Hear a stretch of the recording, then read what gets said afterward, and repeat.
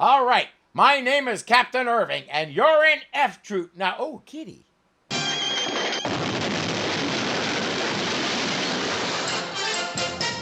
Agarn has some news for O'Rourke and the others. Hey, Sarge, guess who's in town? Who? Cannonball. Cannonball Bill McCormick, our old captain? Right. Where is he?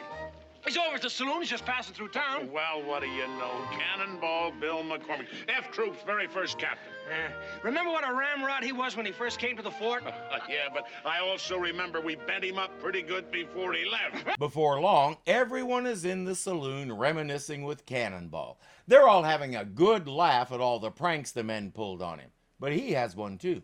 You remember the time when your enlistments were all up? Yeah. And I swore you in for another 2-year hit. The thing you didn't know was that I was retired the day before that. You were sworn in by a civilian. Hold on, that means their re-enlistments aren't valid. They aren't really in the Army. You mean we're civilians? Yeah, that's right. Well, I better be on my way. So long, civilians!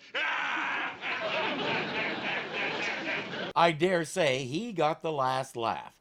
O'Rourke tells Agarn, we have an opportunity here. If we stay civilians long enough, we can build O'Rourke Enterprises into a nice, profitable company. That way we can clean up and then get back in the Army. By the time the captain appears, the men have started experimenting with other duds. You and your men are out of uniform, Sergeant. No, it's not Sergeant anymore, sir. It's Mr. O'Rourke. I don't understand. Corporal. And it's not Corporal anymore, Captain. It's just plain Mr. Agarn. They explain, and the captain is flabbergasted. That means he's the only soldier left to defend the fort. What are the others doing? What you going to do, honey? You going to leave Fort Courage? Oh, yeah, I'm going into show business. I'm going to play for one of the big Eastern orchestras, one of them symphony orchestras.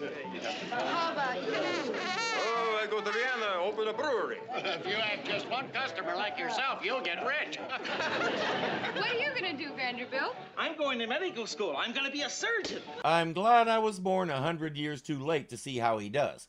O'Rourke and Agarn come in dressed to the nines and announce that their new emporium will soon be opening across the street. Ah, yes, and you are fortunate, gentlemen, fortunate indeed, because our very first project will be to supply the finest, first-class, custom-made gentlemen's suits west of the Big Muddy, now that you are all civilians. Sarge, what? We got the last 2 suits in town. Who's going to make them? Double-breasted herringbone suits with a belt in the back. Now, wait a minute. You expected what? Within a few days, they're open for business. Here we are, the finest wool from Haberdasher, raised on first-class alfalfa. There we go. What a lovely... Beautiful, beautiful. Makes you look young and thin. Don't you think it's kind of small and short? It's the very latest thing. You can wash your hands without taking your jacket off. The Hakawis may have some difficulty with sizes and numbers and all that. Captain Parmenter is giving Jane a message for Washington, explaining the situation and asking for fresh troops. He gives her his code book and has her send it encoded just in case the Shugs are listening in. Manatunta, Pancarino. Gum, Melanante, Parmenta, Pujalada. Manuni, Fort Courage. Never mind. While the men pile onto a stage and head off for a weekend in Dodge City, a scout brings word to the fort. The Shugs are attacking. There's no way Captain Parmenter and Jane can hold off an attack by themselves, but the captain has an idea.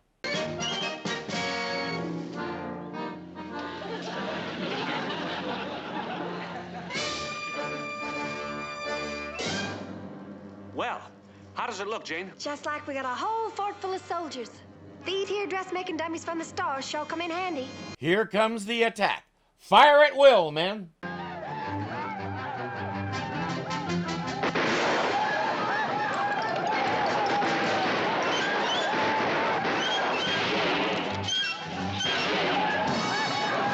The good news is he has the best shot in the territory helping him. The Shugs are a little surprised.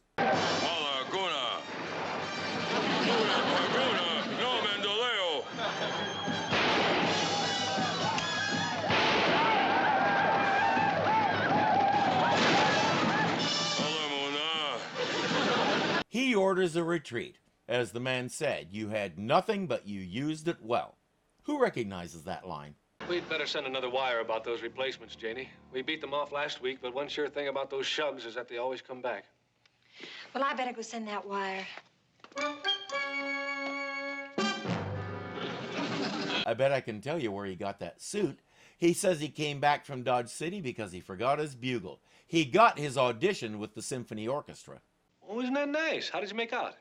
Well, I don't know. I shut my eyes to reach up for a high note, and when I opened them, I was out on the sidewalk. I've never actually auditioned for a symphony orchestra, but I'm going to take a chance and say that's not a good sign. The truth is, he wants to come back.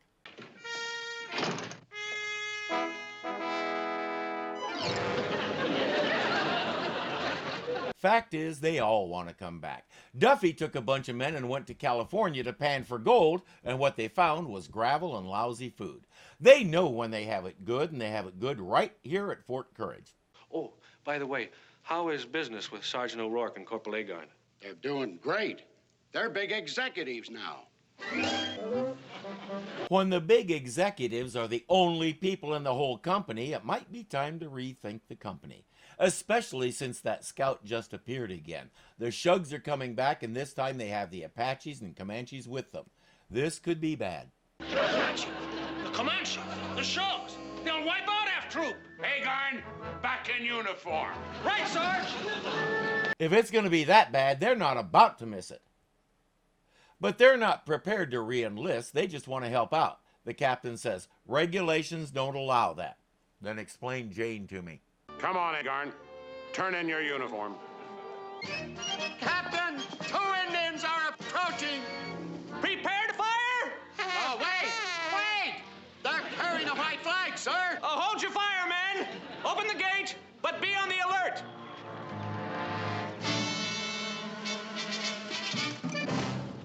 They have a present for the captain. It's in that big sack.